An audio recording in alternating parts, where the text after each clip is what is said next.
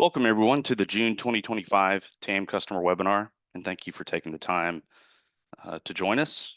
This webinar is organized by TAMs for TAM customers, and our goal is to bring you valuable insights from subject matter experts to help you maximize the value of your VMware by Broadcom software. Before we dive into the content, just a few quick updates. Our next webinar will be on July 17th, where we'll be joined by multiple speakers from our VCF tech marketing teams to discuss how VCF brings together the power of vSphere, vSAN, operations, automation, networking, and Kubernetes into a unified platform that addresses today's most critical IT initiatives. Please be on the lookout for the invitation from your TAM with all the details. Next, we value and appreciate your participation, so please use the Q&A feature to ask your questions today. And if we can't address them, please be sure to reach out to your TAM and ask them to follow up. Also, at the end of today's session, you should see a brief survey asking you about the value you received today, along with any topics that you would like to see in the future. Your feedback is very important to us, so please take a moment to share it. We would greatly appreciate it. And lastly, this webinar is being recorded, and your TAM can make the recording link available to you. And after a few months, the recording will be publicly available on the VMware TAM Services YouTube channel. That brings us to today's speaker and topic. We're thrilled to have Vincent Riccio, Product Marketing Engineer in our VCF division, who will be sharing insights into how you can unlock immediate value with ARIA automation. Vincent, thanks so much for joining us. We've been looking forward to this session. I'll hand it over to you. Great, thanks, Chris. So hello, everyone. Like Chris said, my name is Vincent Riccio. I've been a product marketing engineer for the automation solutions at VMware Broadcom for about 5 years now. Before that, I was in the field as an SA for quite some time. So I've been around this product for a while. So glad to kind of be with you and talk to you about what we've done with it and how it can unlock value for you in your your IT operations and then automating applications and services. All right, so now that I've got Zoom, okay, there we go. Okay, so before I jump into the demo, what I'm going to do today is I'm going to just go over a couple slides just to kind of set the context with you, and talk a little about what are some of the key capabilities that we've been focusing on from a product perspective. And then I'll jump into a demo and show you what the automation solution looks like. We'll focus a little bit on some of these key aspects that I'm showing you here in the slide. We won't have time to get into all of this in great detail, but we'll at least touch on it most likely. So a couple of things, right, is what we've been focusing on a lot is not just providing self-service capabilities through a catalog and so forth, but how do we really do that and give customers and our end users choice in terms of how they want to deploy applications and services for the business. So what we mean by self-service private cloud with VCF is a consumption experience to deploy applications, deploy services, whether it's through a CLI, an API, a catalog service, or through other UI mechanisms that we have, blueprinting, infrastructure as code, and some other things that we can do to get those apps out the door in an expedient way, to be very agile and flexible in how we do that. And it sits on top of your SDDC, on top of your vSphere. So that investment that you've made in VCF, that investment into the private cloud, now what we want to do is take it to the next level, right, and say, okay, here's how we can consume it in a way where it can span organizations, span lines of businesses, regardless of their technical expertise. Right, you can do things like anything as a service in there, where maybe there's custom forms that users can go in and add folks to different databases and stuff like that. There's a lot of extensibility. Okay, so before I kind of get into all that, let's just focus on the slide for a second. So there's that modern IaaS consumption service I talked about, right? That API and so forth. But some of the key components like IAC, right? And you'll see that in the product. We have capabilities to do like YAML blueprints that can be source controlled, as well as some other capabilities with polyglot scripting through VRO and ABX. And there's some capabilities there for being able to do operational things and iterate over that code, day two, et cetera. And then one area we've really been focusing on quite a bit is Kubernetes automation. And you'll see a little bit of that today in terms of how we can set some of that up. And we can also do things that are pretty unique or interesting, like hybrid deployments of a container and a VM, being deployed at the same time, right? Maybe a database gets deployed on the VM using the VM operator. We have Kubernetes custom resource definitions that allow us to deploy VMs using a Kubernetes manifest. And then alongside that, right, you can deploy a Kubernetes cluster. So we'll get into that a little bit. There's a lot of network automation capabilities, Avi Load Balancer, NSX capabilities, and so forth. And that's a very interesting area for us. And you'll see a lot more on that in the coming months as well. Private AI automation. This is interesting. So we got into PIF last year. We actually had a really nice integration with NVIDIA, where we can now sit on top of an NVIDIA GPU cards and essentially deploy RAG applications, RAG workstations, and so forth, even Kubernetes based workstations and stuff like that. So very powerful. And then there's also policy-based governance. We're going to see that in the demo today.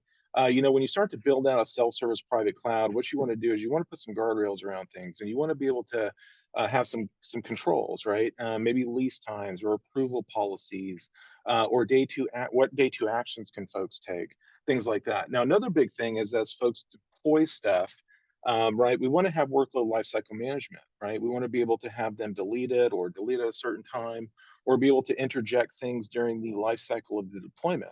So for instance, maybe we need to, make some changes, or maybe post deployment, we want to automate some stuff. That can happen, right? And a big portion of our focus over the many years now has been orchestration extensibility.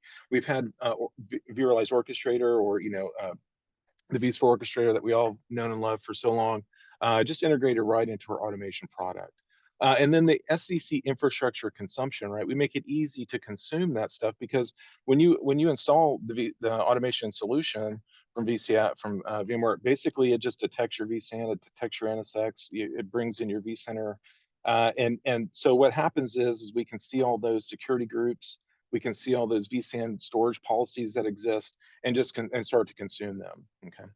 All right, so I feel like I spent some time on that slide, so let me jump to the next one. And so I mentioned a little bit previously that we really focus on choice, right? Giving customers basically the ability to sort of, or end users, let's say, whether they're developers, app teams, or SREs, lines of business, whoever, whether they are maybe more technical and want to use a CLI API approach, or more of a KATE approach, that's available. Or if there's more of a traditional kind of create a catalog that you want to produce that may have some additional capability. Now you can kind of mix and match these things a little bit if you want as well.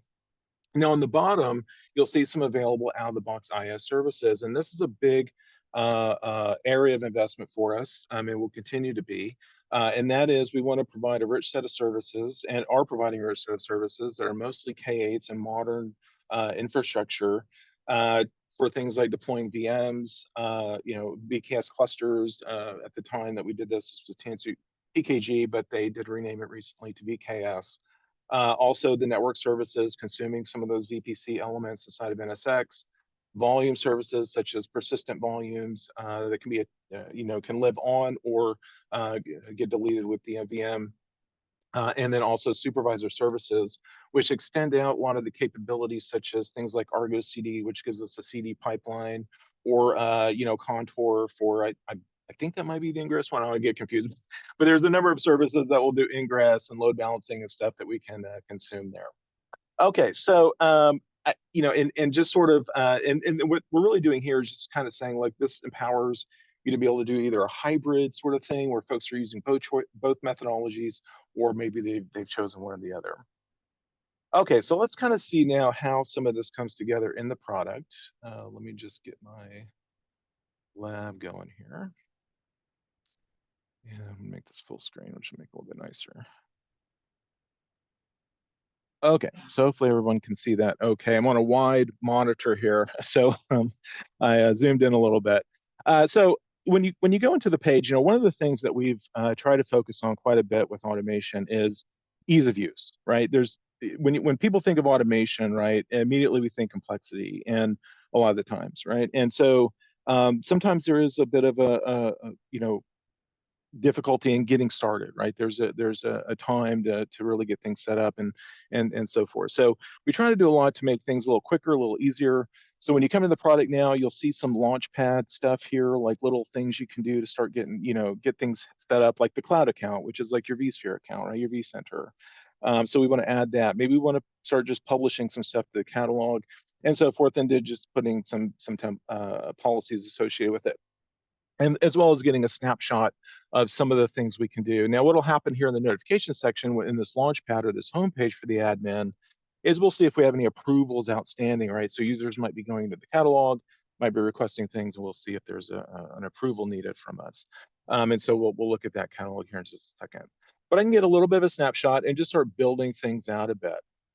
Now, what I'll do first before I kind of jump into the building it all out, let me show you kind of the end goal and show you where we're going to kind of go with this. So one of the maybe not necessarily the end goal for you, but it can be an end goal, right? And what I mean by end goal is just the consumption piece, right? The end users, what is their experience going to potentially look like? Now I'm not going to have time today to jump into a lot of the CLI stuff that they can do, but we could do follow-ups and stuff like that if needed for that. But just kind of know that a lot of the things I'm doing here can be done through the CLI or API. And when we get into the Kubernetes stuff, we also have kubectl that we can use for that, or different methodologies there as well. Now, first of all, let's talk about the consumption portion that was on the left, and how do we really get folks to be able to come in and consume that SDDC environment, quickly and get rolling. Now, we saw in the Launchpad that we could just publish stuff to this catalog. So what that means is we could potentially set up some very quick templates, which I'll show you here in a minute, through YAML, or we have a very easy drag and drop designer in our templates. These can also be VRO workflows published to the catalog, as well as Polyglot scripts that we use through our ABX.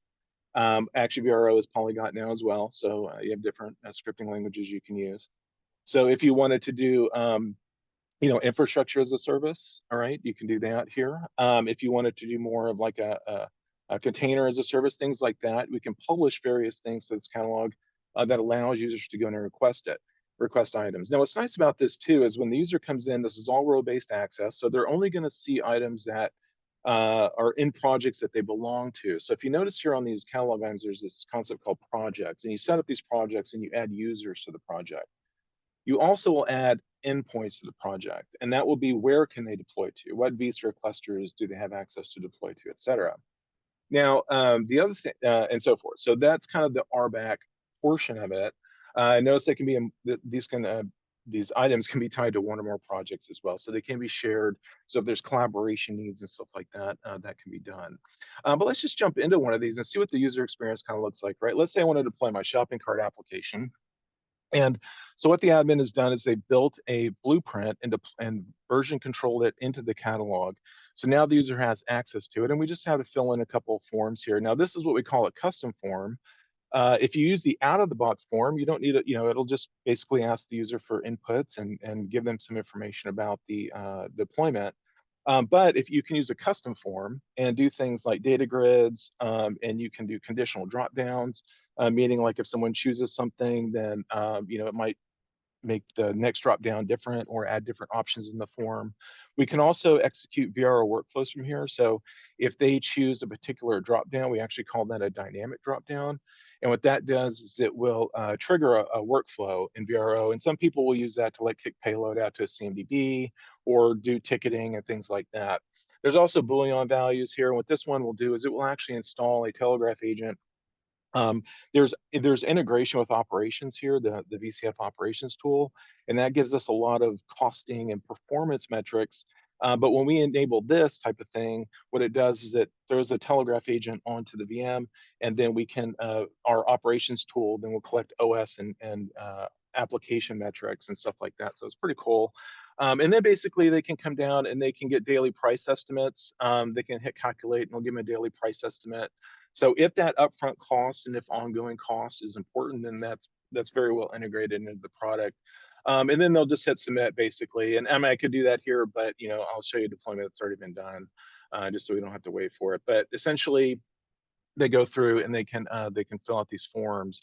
Now, the other thing that we might want to be or pay potential maybe special attention to is also the policies that are going to go around that. But before I do that, let me just kind of show you the deployment that we did here for this particular one. And if I can't find it, then I'll just I'll pick something. I think this might be right here though. Okay, so essentially, uh, when we deployed the application, right, we hit submit, we deploy the application, and then now we can see the topology of the application. Now, the other thing that we can do here is the user can then start to interact with the deployment. So they go into the catalog, they do the deployment. Now we can see the deployments actually happen. And this was created a while back, and I didn't want to wait for all this stuff to get deployed here today. So not that it's super long, it's actually just a few minutes, but demos are live demos, right? So we have this topology, right? We can interact with the different objects. I can click on my VM. I can see the day two actions that are out of the box that the user can take, right? They can update tags, they can shut it down. Now, this is also where policies will come in place, and I'll show you that here in just a second, but we can restrict what day two actions they can take. Okay, so if we don't want them to be able to power it off or reboot it or delete it, we can just say, hey, those things aren't available to, and there's some criteria you can use to determine what objects and so forth, what types of deployments would be restricted or who would be restricted and stuff like that. And so forth. So we can do that. We can also take actions at the deployment level. And then we can also just get information about the various objects. So if I click on my front end server, I can see the IP address. I can see the Cloud.NET script that got executed during that request, right? And so forth. The other thing I can see as a user is the history. So if there were any errors or something like that, they would show up here. But what's also nice about this too is I can see ongoing price. And this comes from the integration with our operations tool. This basically allows us to get daily, monthly costs. And if we jump into the operations tool, we can get dashboards about this deployment that show the cost trend, can show, maybe reclamation opportunities. Is this oversized, undersized? I mean, we actually started pouring some of that information into here too, which I'll show you here in just a second. The other thing is you can get some monitoring metrics as well. So we can just see if the machines are healthy that got deployed here in this deployment. We can see we have a web server. We have this is actually a load generator that we use to sort of simulate requests to the web server, and then our database server. Right, and then so we get sort of just some information there. And then on the optimize area, we can see if we have oversized or undersized VMs, and then sort of right size this deployment and so forth. So that's kind of the production OpenCart app deployment, right? So we went into the catalog, we saw the request form, and then we see the deployment. Now, the one thing I want to do, and then I'll stop for questions here in a second, is I'll go ahead and show you the policies as well. So, one of the things that you want to also keep in mind that as users go in and request things, and as they start to interact with their deployments and start to do things, especially day two or so forth, then we might want to have some guardrails and policies around that. So it's pretty easy to do in the product. You just hit new policy here. Now this is let me kind of clarify just one thing real quick. So there's governance and policies, right? These are your policy types. Now they could imply some governance in some areas, of course, but the policy types are specific to certain things. Now you might also have some governance or some other, let's say, things that you might need to do to be compliant in your environment. Now that's where when we go into the designer and we look at the blueprint, we can do conditional things like, let's say, hey, if the user chooses an SLA or if the user chooses a tier, then we can make sure that that goes to the right place. And I'll talk about that placement engine in a second. I just wanted to clarify that because that's more of your governance stuff that we can do.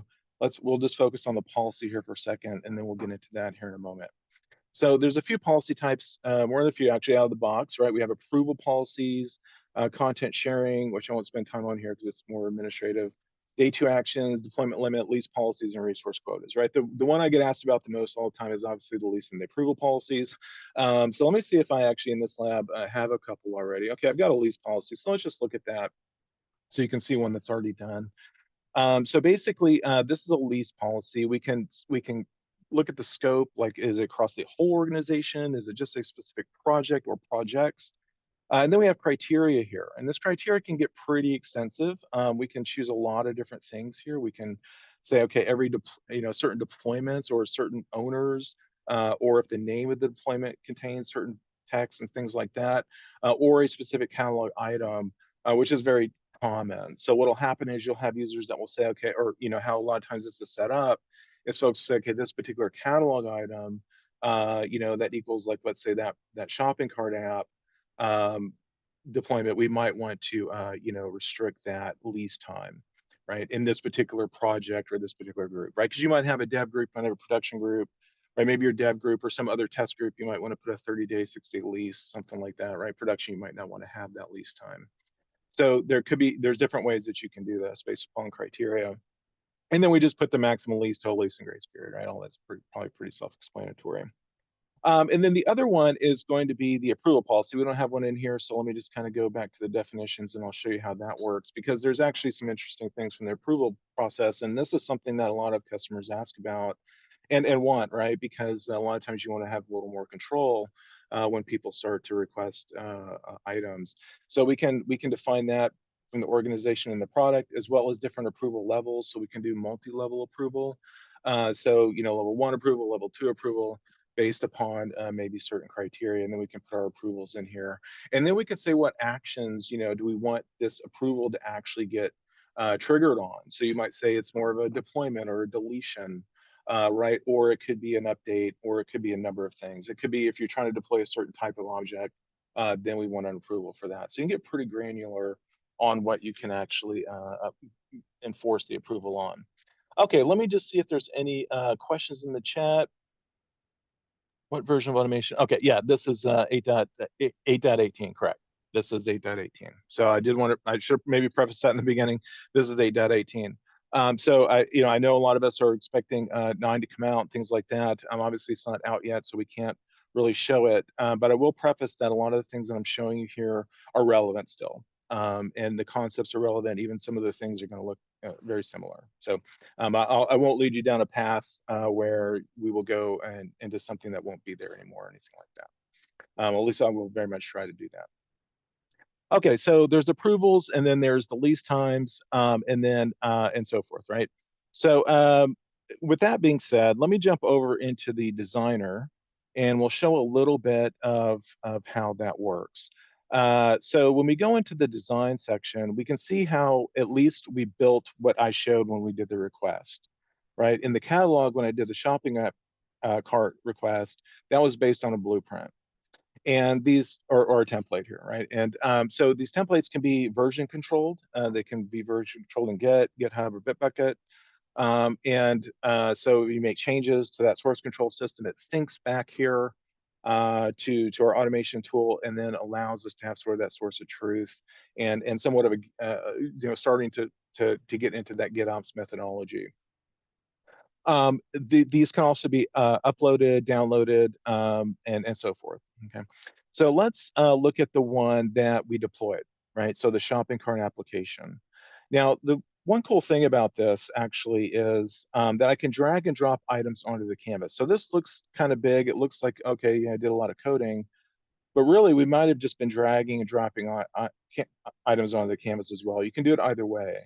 So if I click on this, it shows me the item that I've clicked on over here, and then I can just start filling in some of the things that I need to fill in. Now, what'll happen is that it will, oh, they're gonna get mad at me if I do extra large here, but yeah, I won't do that. I'll just do a small. How about that? Just in case I accidentally deploy this or something. It's gonna give you just the basic code that you need to deploy it. So, if I just wanted to deploy a machine, all I would need to do is drag and drop it onto the canvas.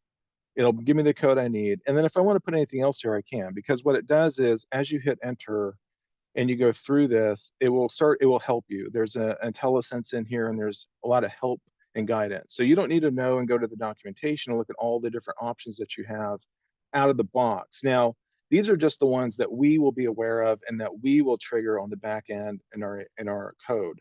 You can also put anything here. You can put any kind of custom property in here. So if you want to pass payload, or you want the input from a user in here on a custom property, just start typing and put a colon in, and then just put your value there, whether it's an input or a hard-coded value.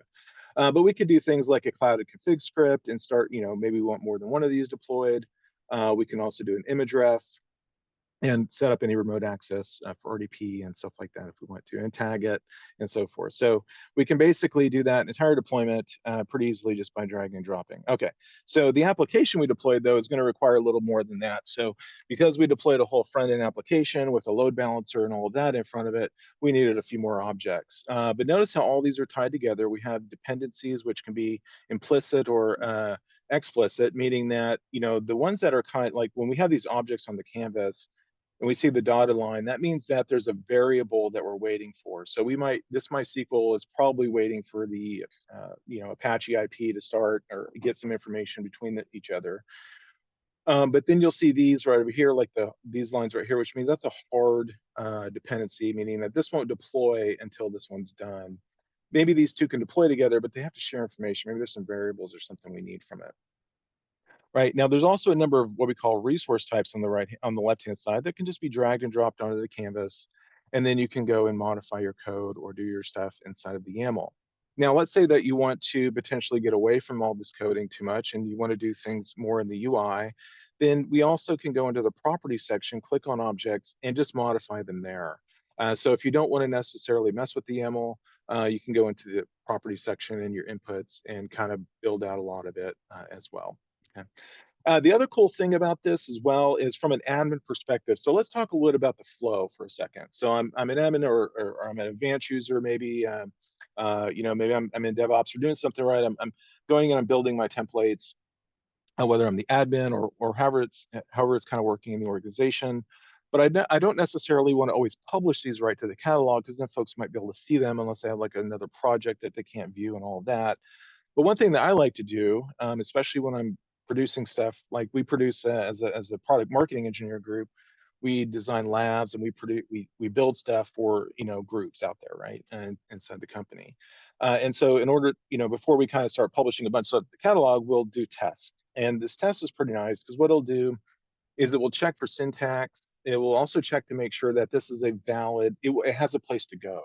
So if there's a various target environments for me to choose from, then I need to make sure that the way that I set this template up is actually going to get me there. It's actually going to be able to deploy to it. Now, this won't do the deployment, but what it's going to do is check that your tags and all your setup is correct, and that whatever we want to deploy to is actually available in the system. So like, let's say for instance, that cluster's down or that vCenter is down. Okay, well, this will tell you. Or if you're trying to go to a target environment, but there's something else in here that would prevent that, it'll tell you then, and then you can go fix that or deal with that. So that way it saves you from having to modify or iterate after folks have started to do their deployments. And so this test is pretty nice. I'll go ahead and I think I might be able to just do the test without any inputs here.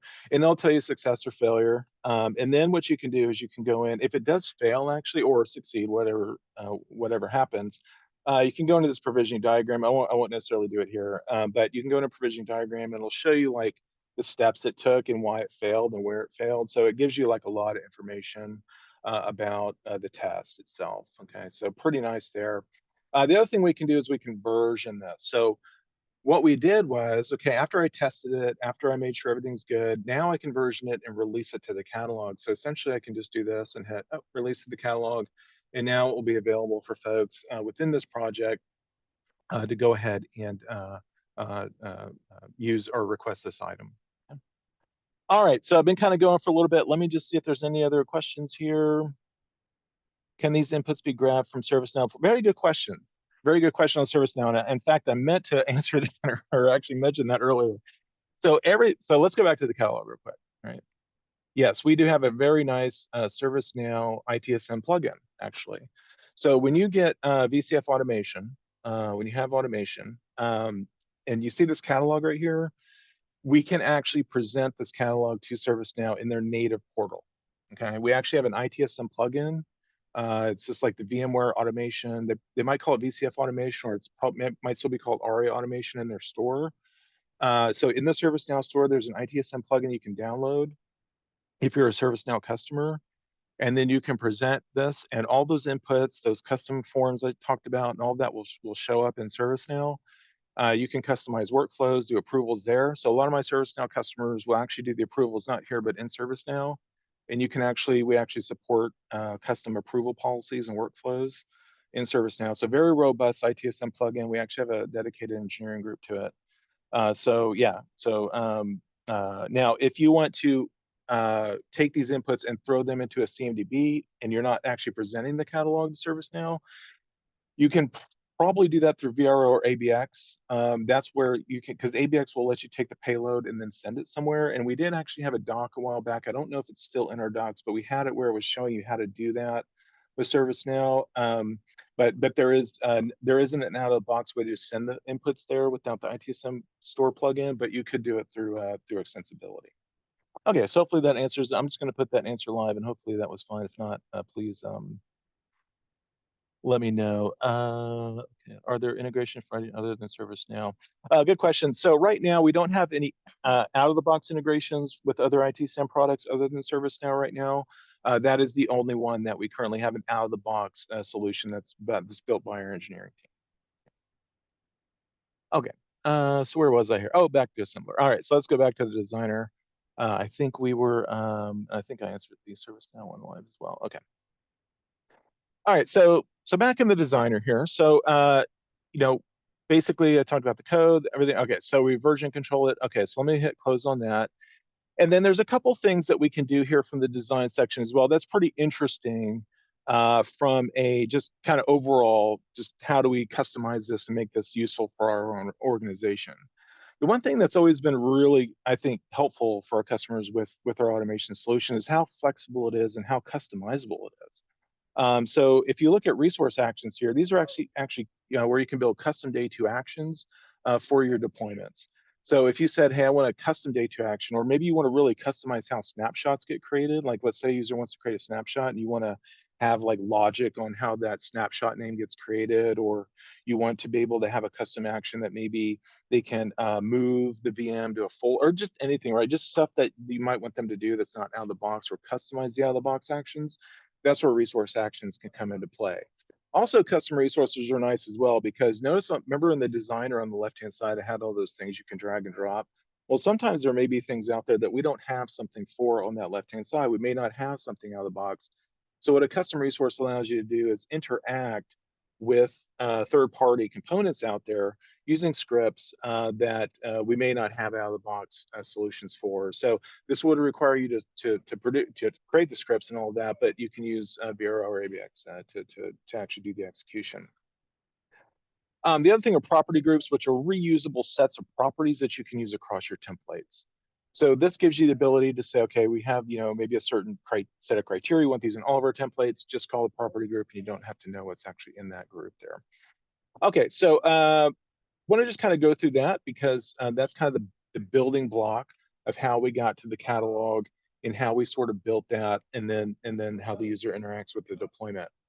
Now, how do we kind of get here, right? So that's sort of one of the areas of consumption, but how do we manage that, right? How do we get the total experience to be able to say, I think I did, okay. How do we get the experience going for the user? And how do we really carve up that infrastructure, right? We have that VCF deployment, we have that VCF private cloud. Now, what do we do in terms of carving it up? Okay, so there's a couple of ways that we can do it. I'm not going to get into the weeds of how we do some of the integrations with the vCenter itself. So I'm going to jump right into what we call cloud zones. And going forward, this will be there. There will be some other opportunities too to do some things in a different way, but this is still pertinent. So essentially, what we do is we carve up resources out of the clusters. So let's just look at let's say this one right here, I guess, and then we can look at the compute, which is essentially going to show us what clusters we have available in this data center. Sorry, it's a data center is what we pull in, yeah. And then you can pick what clusters you want to add to this particular cloud zone. Okay, when we do that, okay, that gives us the ability to then put that into a project, and that project will have access to this cloud zone. I'll show you that here in just a second, right? But and here's the projects, right? Here's any projects that associate with. That was not associated with a project. I kind of figured that actually. Oh, this is probably associated with a project, yeah. So so here's the project that it's associated to. So users that are in the core project will be able to deploy to these two potentially.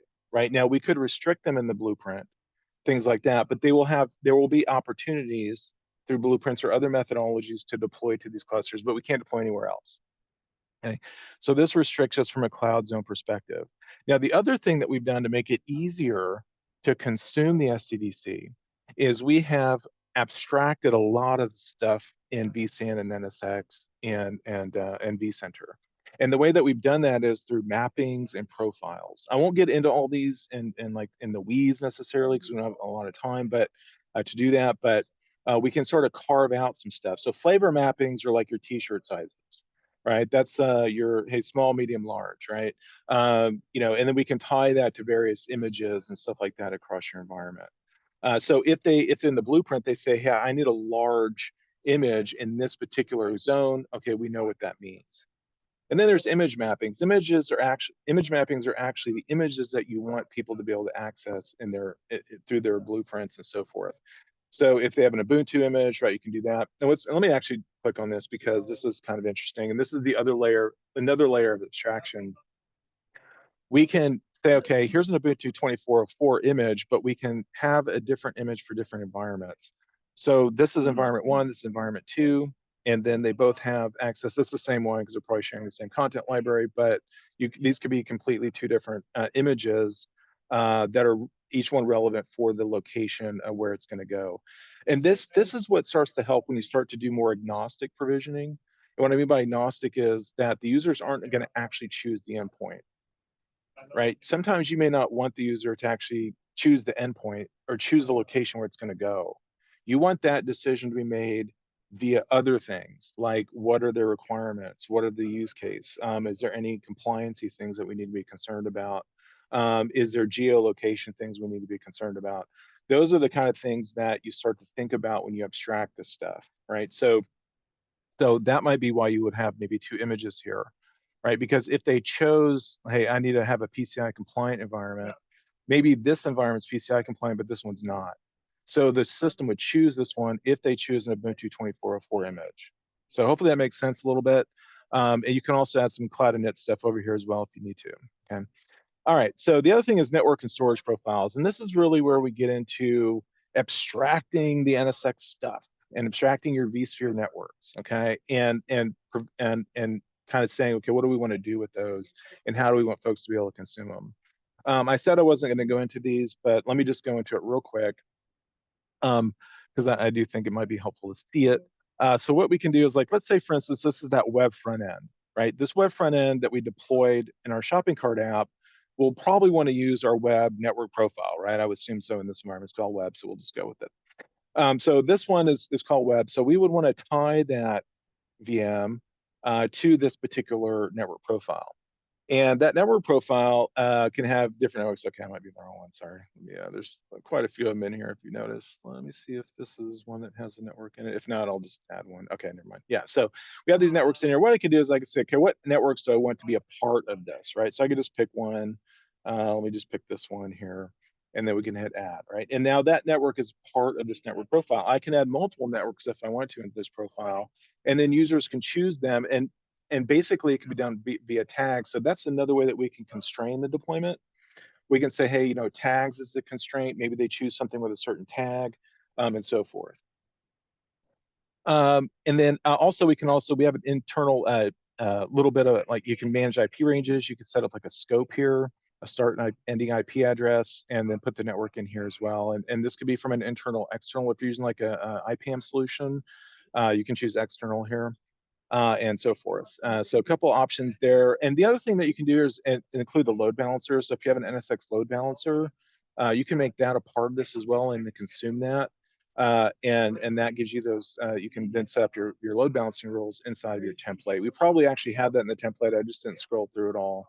But those things are in there. The other thing that's really nice is a security group. So within NSX, there's those security groups, which will do like your firewall rules. I guess it's opening ports and all that kind of stuff, right? So what we can do is we can add a security group that's associated with this network profile, right? And this might, only allow 8080 or only allow certain ports or whatever, and then we can just tie that to the VM, right? So that gives you that security, that wrapper around the VM as you deploy it. And then storage profiles, what we do is we just say, oh, you got vSAN. Okay, well, great. We're going to go ahead and show you all the data stores that are available there. and so forth, right? So I'll just click on one of these just so you get kind of an idea. We can see our data stores within this particular profile, as well as doing some things like maybe we want, thin, thick, disk mode and so forth, and capability tags. So this is another way to abstract that that storage as well. So that's how we consume and sort of abstract some of those VCF components. Now, there's also the Kubernetes space as well, where we can do things that are similar to Cloud Zones and Kubernetes zones. And this is just very similar to a Cloud Zone in a sense where we can provision to certain clusters that are supervisor enabled, meaning that they can run Kubernetes instances. And let me get into that here in just a second. But first, let me look at the questions before I jump into that. What happened to my Q&A? What did this? Oh, there it is. Okay, so for modifying or creating the templates, it's the recommended way to use the drag and drop tools. The YAML is all version control, but how does anyone do any kind of code review on that? It's a good question. So if you have it source controlled, there may be ways to do code review there. The other way would be collaboration. The code review stuff could also come with, like, let's say if you have an external pipelining tool where you do have some validation checks, things like that may occur. Looks like it kicked me out here. Let me see if I can jump back in. Yeah, that should be,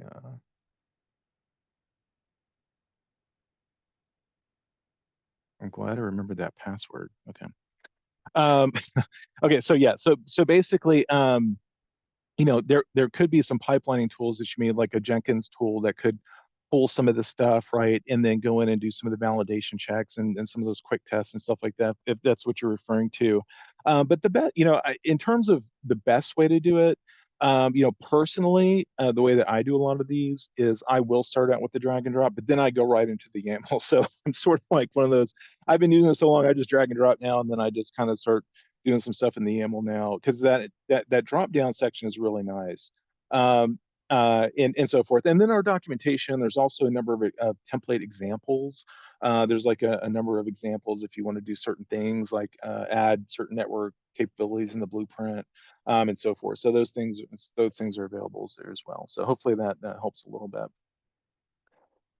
Okay, so now that we've talked a little bit about the traditional VM deployment, there's also this aspect, especially in today's world, right, where folks are starting to modernize a bit and have been. And some of that is Kubernetes, right? And being able to deploy containers and pods and having a lot of that sort of capability wrapped around their applications. And so we've been making these investments in Kubernetes, and mostly it's been with VKS and TKG, obviously, because that is part of our larger portfolio. And so I'll focus more on that here. But that's kind of the idea, is we want to be able to we allow the deployment of those things. And so we want to have zones for folks to be able to deploy into, as well as some supervisor namespace classes and so forth. But before I get into that, let me just kind of show you a couple of examples of that, okay?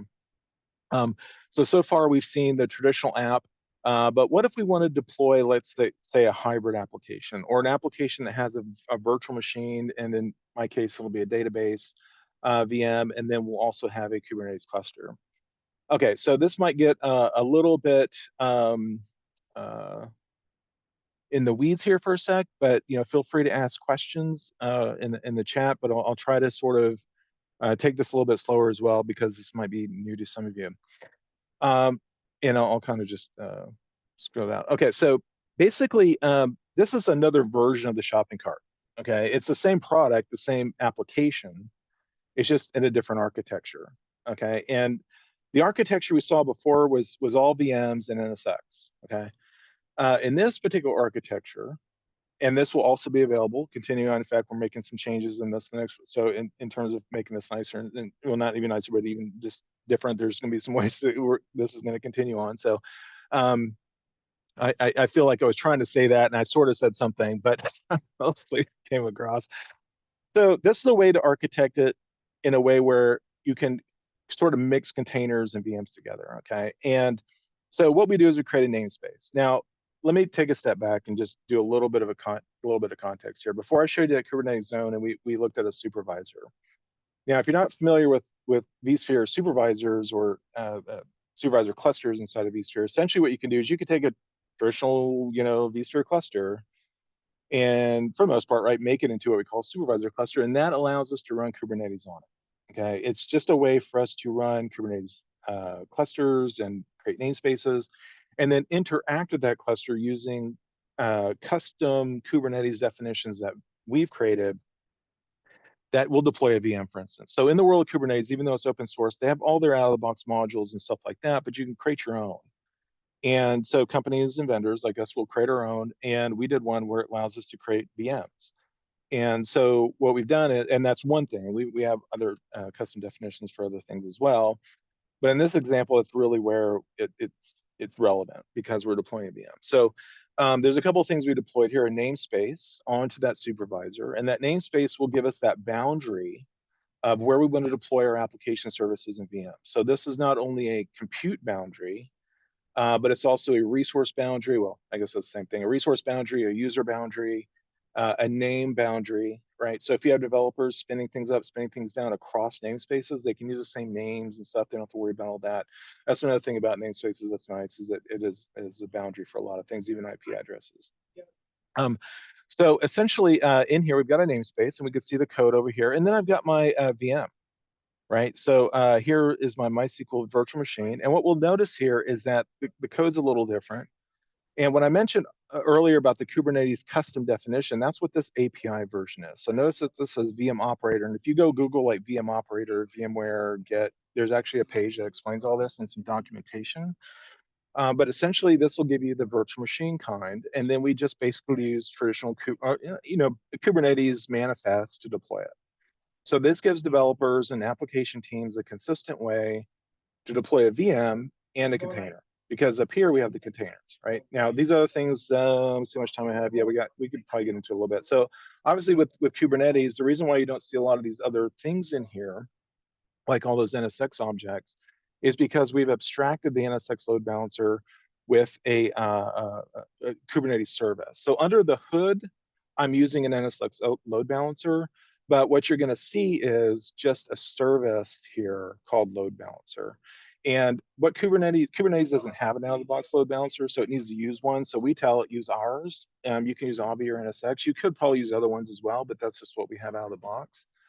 And then so I'm just going to say load balancer, and here's the ports I want open. I want my MySQL port open, and I want my SSH port open.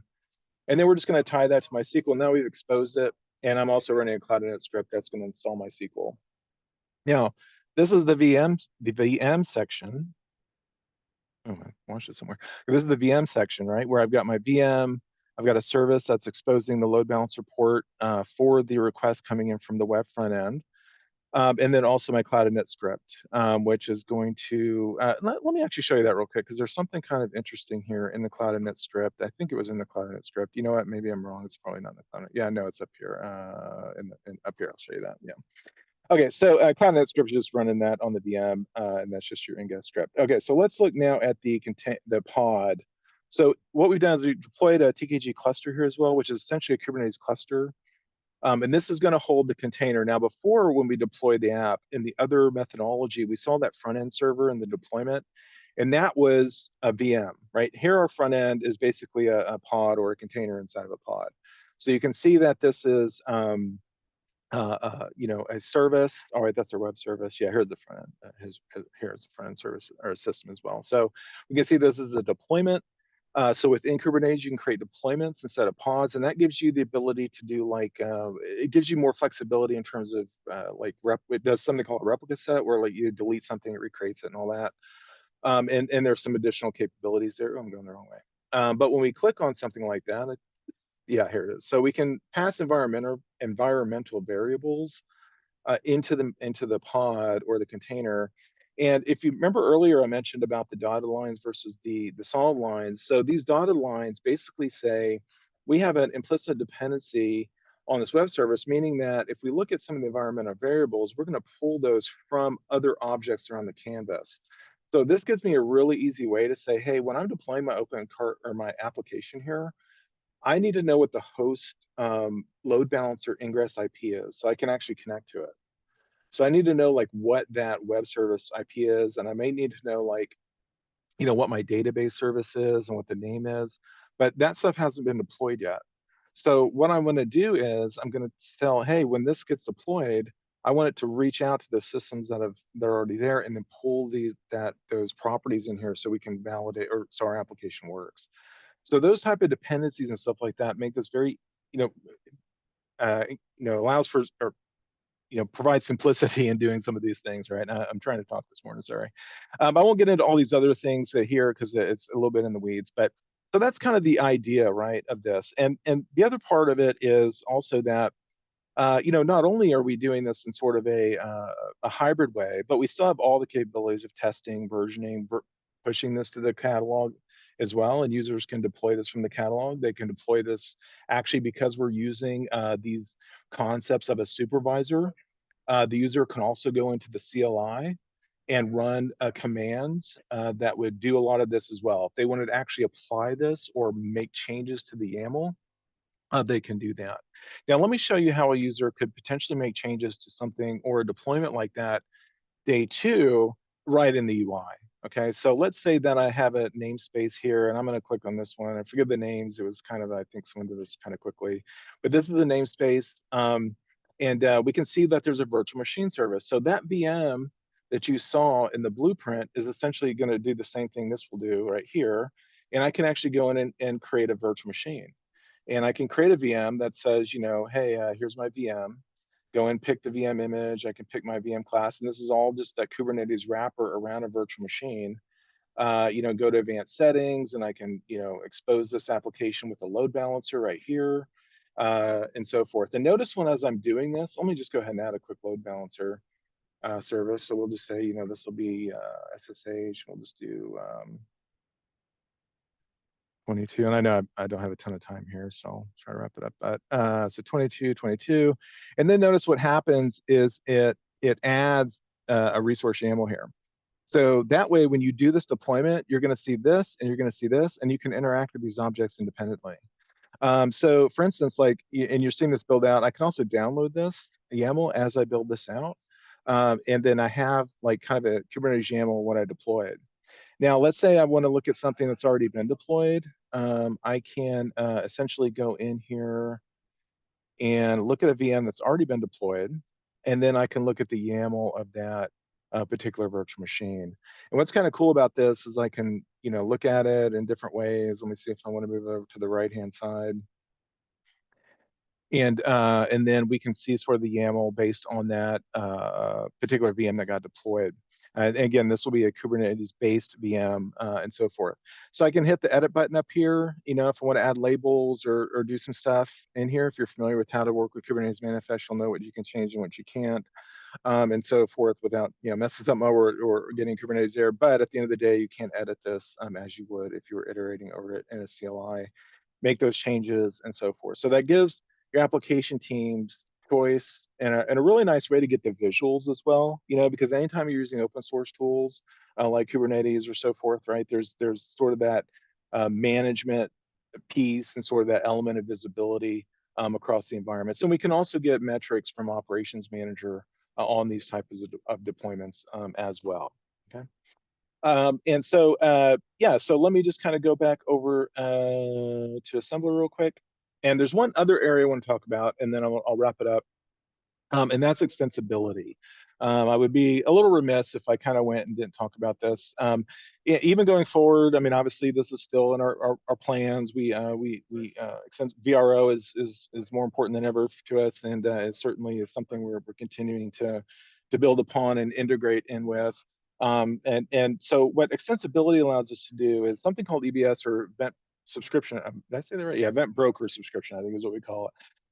And what this allows me to do is say, okay, at certain, event topics, which could be a lot of different things, a deployment occurs, something gets removed, something's powered on, whatever happens in the environment, I want to be able to trigger a script. And so we can say, okay, but what action do we want, right? So here we have our ABX actions, we have our workflows.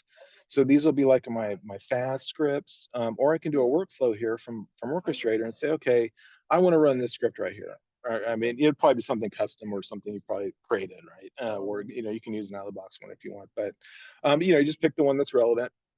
You select it, and then you can, do some conditional things, like I can do expressions, like only certain criteria are met in the blueprint. Like for instance, if someone does an input or a Boolean, you can say, hey, if this is yes, then go ahead and trigger this and so forth. And then essentially that's a way to just sort of add, these are post provisions. Here's maybe a couple. So after the deployment is completed, run this, during the provision, run this. This actually installs a telegraph agent. So during the provision of the machine, and if someone chose the agent, then go ahead and run the install telegraph agent on the VM. So this basically is just a visualization of what I just mentioned. That probably should have opened this one in the beginning. So that just says, yeah, if your agent is true here, then go ahead and install this script.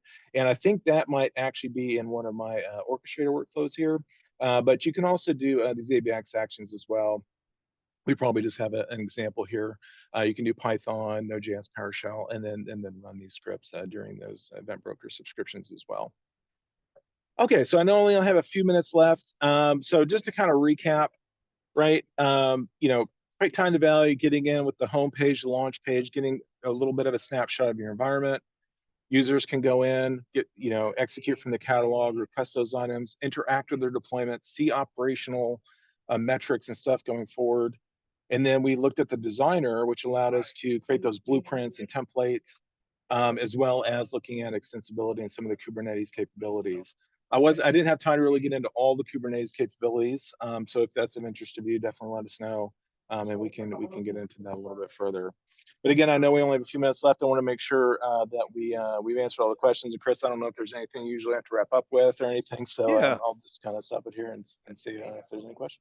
Yeah, and we have a few minutes after the hour if we need to really address anything, but if you'd prefer to wrap it up, that's fine. And if anyone has questions, definitely put them in the Q&A. While I close out, and Vincent, feel free to stop me if there's anything else that you want to talk about, Oh, and sure. go over. But really appreciate you going over this. I think seeing it in action through demos is incredibly valuable. For me, for sure, and for our technical audience, I think also, and anyone else, just seeing all you work through all of this, I think really helps everyone. So really appreciate it. As we mentioned at the beginning, this presentation was recorded, and your TAM will make that available to you. Please be sure to join us for the next webinar on June 17th. Your TAM will provide registration information as well, so please be on the lookout for that. Thank you all for attending. We look forward to seeing you next time. Thanks again.